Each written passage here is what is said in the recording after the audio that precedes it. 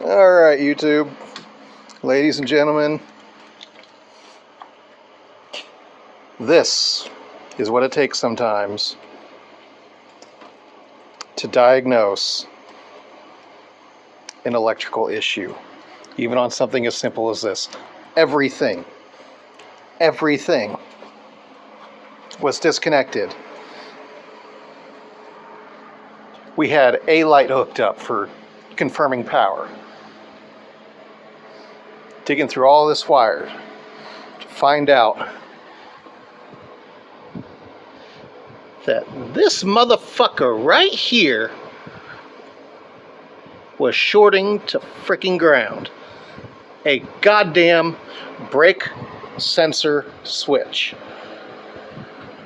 Whatever, thingy. It's 1 a.m. I'm tired. I've been hunting electrical on this thing for 2 days, and it's this little bitch.